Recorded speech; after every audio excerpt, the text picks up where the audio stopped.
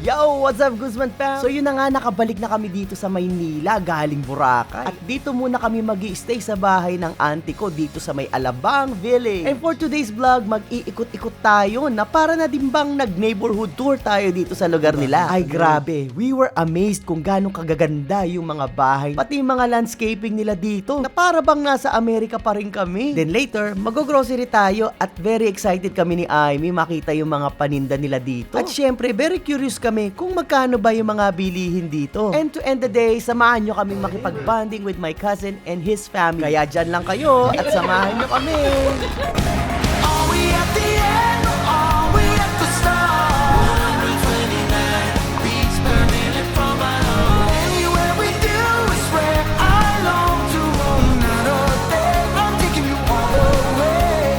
'Cause my heart screams, let me carry you home. Let me carry you home.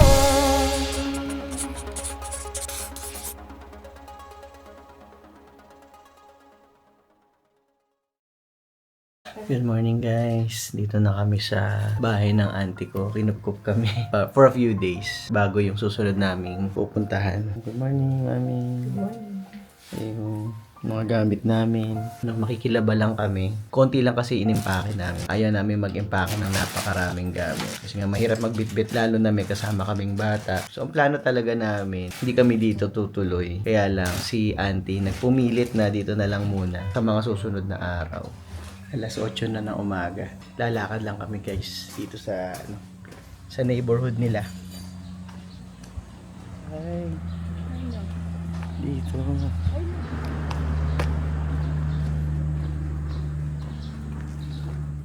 Gaganda ng mga bahay dito.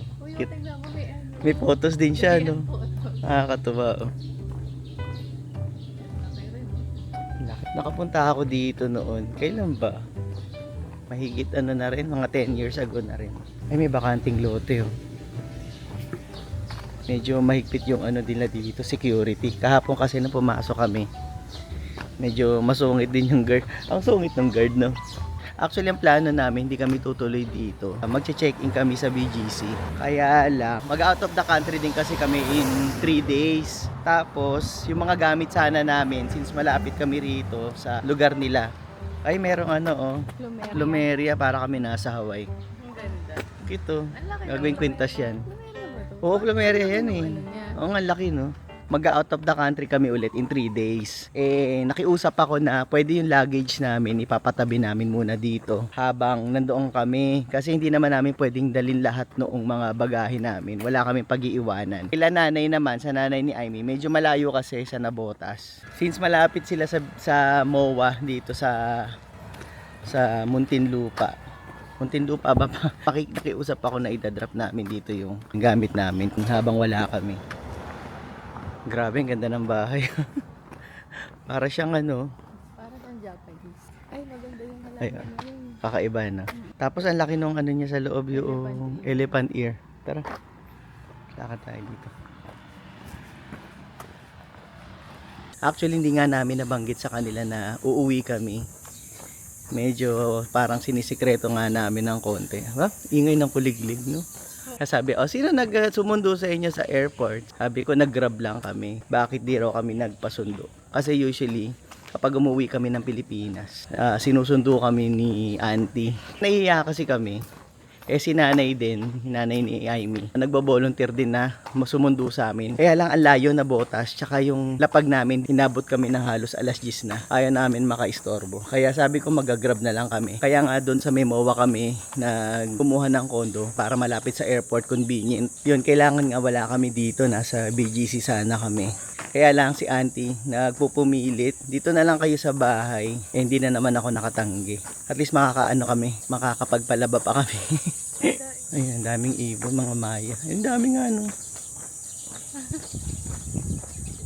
ganda ng halaman. Tsaka yung mga laman nilang ganda, no? Para ka nasa Hawaii. Ito, may bakanting lote pa rito. Ganda ng halaman nito. Ang ganda ng front yard niya. Ganda rin ang bahay nito. Bigo. Mas mayaman ito. Ay, rubber plant. Rubber plant. Yung auntie ko po na yun, talagang napaka, yun, Napaka-generous. Ang bait sa mga kapatid. Sila yung medyo, kahit papaano, medyo nakakaangat sa mga magkakapatid yan. Kasi kapatid siya ng nanay ko. Kaya kami naniniwala kami na kapag kayo nagbibigay, bumabalik talaga yung mga blessings. Nabe na? Nagmo-multiply. Nagmo-multiply. Actually, siya yung nagsabi sa amin noon na hindi ko makakalimutan. Kapag may mga patay daw, parati siyang umaaten tsaka nagbibigay. Yung pagbibigay niya talaga, yung bumabalik talaga. Kahit hindi niya ine-expect. For sale. For sale, oh. Ay, may for sale dito. Gaano kaya to? Tingnan natin kung magkano. Itong bahay na to, medyo luma na rin siya. Anong address nito? 20. Ang dami ring dito guys, mga for sale. Yung mga lote, ito katulad nito. Tapos may mga bahay. Di ba kanina magkatabi yung bahay na nakita namin na for sale. Yung isa sa mga bahay na nakita namin, tiningnan ko sa internet. Nakita ko, alam niyo kung magkano. 95 million pesos. Grabe no. Ay bubuyo. Ang gaganda nga naman kasi ng mga bahay dito. Katuwa naman. Ayun oh, ganda oh. May looban po. Kaya alam niyo kung makikinig kayo doon sa mga financial advisor, kunwari sila Dave Ramsey, Susie Orman, hindi mawawala parati doon sa steps nila, yung giving, parating kasama talaga yung kailangan magbibigay kayo. Hindi lang yung ipon kayo ng ipon, hindi lang tipid ng tipid, kailangan part din yung pagiging generous. Ayan. Oo. Kaya tinuturo din namin sa mga bata yun. Kaya pag meron silang savings, meron silang pang giving, iba yung savings tsaka yung spending nila. Kailangan nagbibigay ka rin. Oo. Hindi naman dahil sa nag-expect ka na babalik yun, dahil sinasabi nila na pag nagbibigay ka, doble bumabalik. Kasi meron din siyang ibang naibibigay na, There's a joy in giving. oh yun, ganyan. Lalo na pag hindi ka nag-expect pabalik. Kaya Tsaka yun. bukal sa loob mo. Oo, Hindi ka napilitan na. tama. Hindi pwede yung magbibigay ka kasi, ay, sabi ni Roland, pag nagbigay ka, babalik daw mas marami. Hindi ganoon. Kung magbibigay ka, kailangan wag ka rin mag-expect. Pero for some reason, talagang mapapansin mo na binibless ka niya talaga ng marami. Minsan hindi mo alam kung paano nangyayari. Di ba no? Oo. Parang ano na lang. Ewan ko kung basta magic. Oo, ayan, ayan. May tinatayo rito, bago. Kasi merong time sa buhay namin ni Aimee, hindi naman sa pag-ano. Nagmo-monitor kami ng mga kita namin. Minsan, magtataka ka, para tayo nagkaroon ng alam mo yun, may mga dumarating na parang di mo inaasahan. Sabi ko, baka mali lang yung mga computation ko. Sabi ko, paano tayo nadagdagan ng ganito? May mga moments na gano'n nakakatuwa. Iniisip na lang namin talaga na blessing siya, yan. Sabi namin, basta tatanggapin mo na lang. Minsan magkakaroon ka ng, basta di na namin i-details. Ayun o, vacant lot for sale o. Kano kaya to? Ayun o, daing bakanting lote o dito, tsaka doon. Yeah, for sale. Kaso nasa likod ka ng tangke, ayan o, malaking Hillsboro. Tangke. Baka magsakang tayo ng tangke. Mapangit ang view mo. Ganda rin ang bahay talaga oh. No? Ganda na. Ang linis lang tingnan, kulay puti. Puti na puti. Mm. Gusto natin yung ganyan. Oo. Ito rin cute oh, yung mga puno, yung mga halaman oh.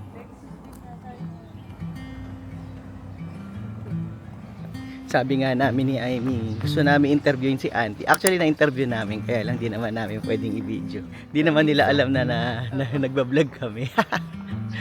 Pero marami siyang shinare sa amin. Actually, nasa na sila, 70s sila mag-asawa. Tinatanong ko lang kasi nagtatrabaho pa rin sila. Meron silang sariling business. Sila talaga yung halimbawa nung mga tao na kahit nasa ganong edad na, gusto pa rin magtrabaho. Talagang naboboard daw siya at pinakwento ng pandemic. Sarado raw sila ng ilang buwan. Bored na bored daw sila sa bahay. Kaya ako curious ako, bakit stable na naman kayo at your age, bakit gusto pa nila magtrabaho? Gusto niya raw talaga nung marami nakakausap, mga customer, ganito, ganyan. Sabi nga sa bahay, maghihintay na lang ba ako ng oras ko? Oo.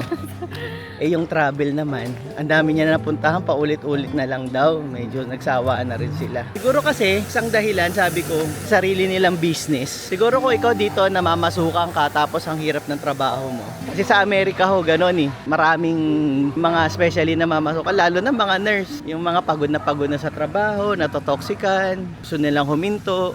Yun, nakaka-amaze lang. Sabi mo yung way of Ayun na. life nila very simple lang din. Napaka ano lang, no? Hindi mo iisipin na Low-key talaga. very low-key. Diyos ko, alam niyo ba? Sabi, kung gusto niyo ng kape, magtimpla kayo. Dito may 3-in-1 ako dito. May brew naman siya, pero May 3-in-1 hindi naman very fancy yung mga gamit nila. Yung kape niya 3-in-1. Minsan magugulat ka. Yung iba nga na wala pa doon sa alam mo yun, sa status nila. Kumbaga yung mga tao na may cake para mag-upgrade ng lifestyle, hindi nila nagagawa. Hindi nila naiisip na gawin. Parang sa kanila it doesn't make sense. Ayun yung sinasabi na wala naman silang dapat patunayan. sa iba. Happy sila kung ano meron sila. Hindi nila pinakikinggan kung anong sasabihin ng ibang tao. Walang validate. Oo, nakaka-inspire. Ang galing. Nanood lang siyang teleserye. Oo, nanonood ng teleserye sa gabi. Very low-key talaga. Super. As in, wala akong masabi. Tapos napakabait. Parati kang wini-welcome. Mail na tayo. Grabe yung pangis dito. Nakaka-amaze talaga tong ano na to. Pag nakakakita ho ako ng photos na ganito, tapos ang lalaki ng mga dahon. Grabe. Nakaka-amaze. Tara, uwi na tayo. 1 mile na kami pero pawis na kami. No? Oo. Pero masarap maglakad kasi marami kami kita. Ay, may squirrel pala dito. Kita mo, tumawid dun sa kabe. Yan, Squirrel yung pala daga, no? Hindi, squirrel. Gumaganon-ganon yung buntot eh. Ayun, saan na ba tayo? Paano ba tayo babalik? Alam nyo ba, nakakatuwa pa. Di ba pupunta kami ng Boracay. Nakisuyo lang kami, drop off lang namin yung mga gamit namin. Tapos binigyan pa kami ng pocket money. may baong. May bao pa kami. Tapos pinahiram pa kami ng cellphone. Sabi ng ate ko, ayan, ano na yan? Only call and text na yan, loadan na yan. Ang bait talaga. Pati daw Grab, meron na load yun. Yun na lang daw ang gamitin namin. Pero hindi naman namin ginamit. Yung phone ko na lang ang ginamit ko kasi nahirapan ako doon sa eSIM ko. Malaking bagay talaga yung Yung meron kang support, May resources, support, no? lalo Resource. na pag nasa ibang bansa. Oo. Kaya yan, maraming salamat sa auntie ko, sa pamilya nila na umampun sa amin for a few days. Sa kanilang generosity and hospitality. Parati naman wala talaga, hindi sila nagsasawa na tumulong lalo sa mga kamag-anak. Share ko lang sa inyo to guys, ang ganda Ang ganda ng arrangement ng kanyang mga halaman. Oo, ang cute. Wala. Yayamanin to.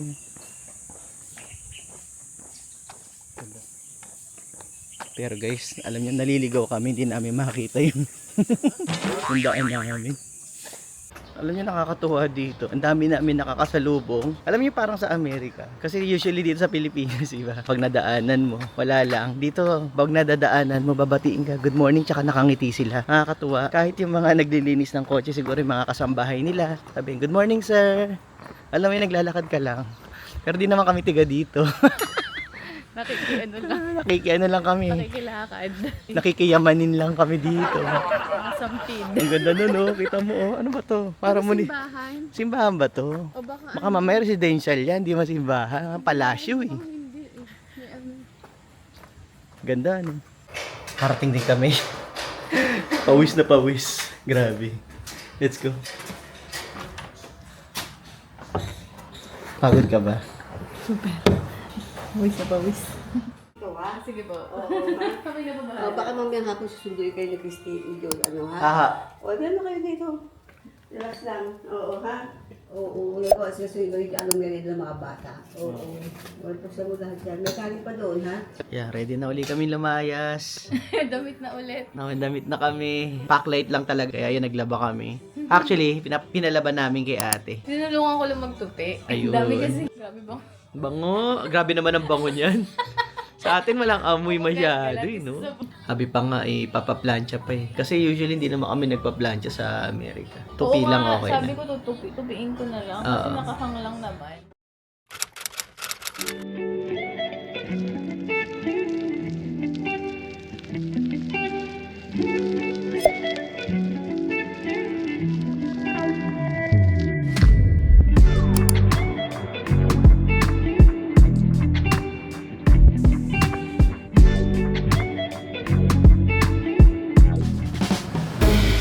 Guys, dito kami sa ano ba to? Ito eh, Molito daw, Molito. Mamamalengke kami ni Aimee. Luluto si Aimee ng pinakbe. Ayan, Tulungan ko siya. tulungan mo ako. Ano pa? Tsaka fish na lang. Tsaka isda. Kasi nakakahiya naman, magluluto naman kami para may ulam bukas. Dito pala tayo sa The Marketplace, mamamalengke. Ganda naman dito. I stand by you when you're falling, when the river is calling. I said I love you forever. Ganda naman dito. Para tayo nasa Trader Joe's dito. Oh, brand new. Bago pa nga. Oh. Kailan nagbukas to, Gio? Ha? June. Bagong bukas lang pala to, June. Amoy pintura pa eh. Oh. Bibili kami ng okra, tsaka broccoli. Tingnan natin kung magkano yung mga presyo. Grocery vlog tayo dito sa The Marketplace. Bukas punta kami sa wet market. Pagdadrive daw kami ng pamangking ko. Yung nga pala yung pamangking ko, si Gio. Ayan. Oh. Say hi, Gio. Hello.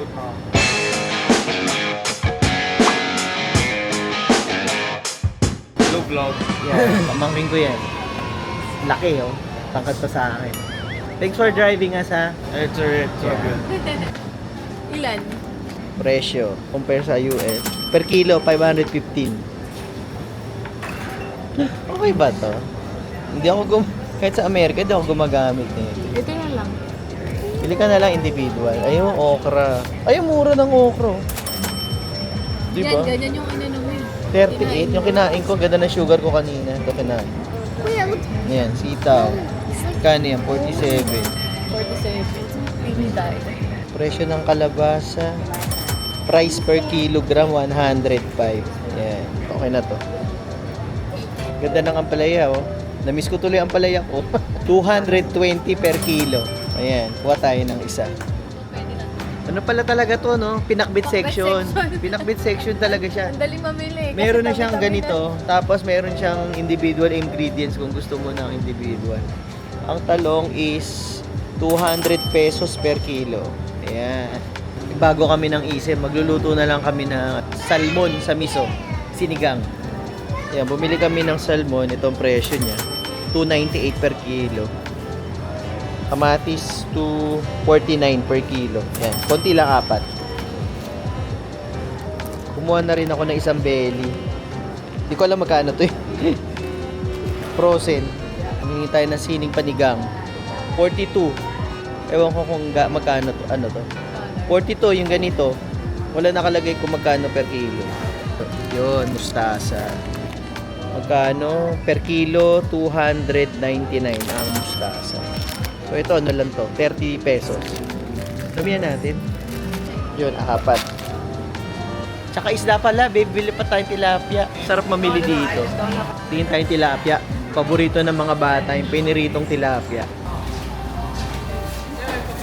Thank you. Say ko na lang. Sige, salamat.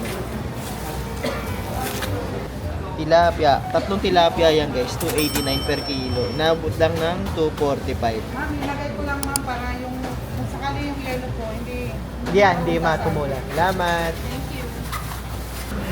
Ito pala may bangus din diyo. And sir, baka gusto mo try yan sir. Gusto ko yan. Boneless. Pwede siguro yung breakfast. Ewan ko na gano'n ba? $10. Isang Gusto mo almusal? okay din yan. Kaso pirito na naman. Lalagyan ni ate ng yelo para hindi mangamoy kasi kakain pa kami. Bait ni ate. Salamat! Thank you! Yan na, bayad na tayo. Mag-ikot pa sana kami. Kaya lang may naghihintay sa amin eh. Meron kaming dinner date tonight.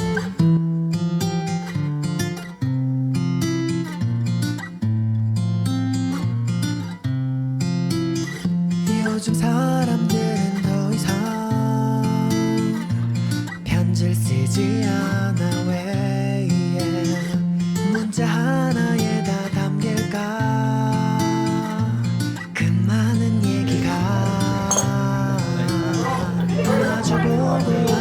어색한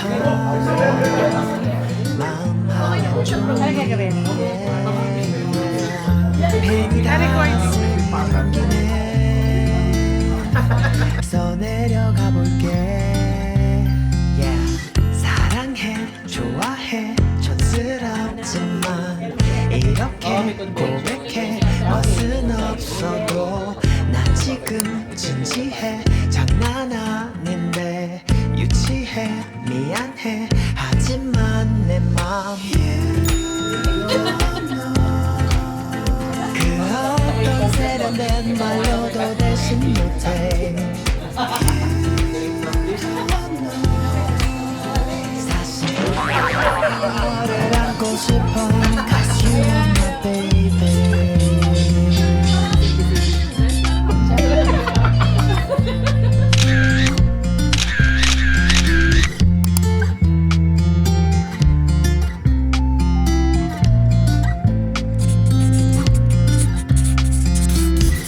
어떤 표정들을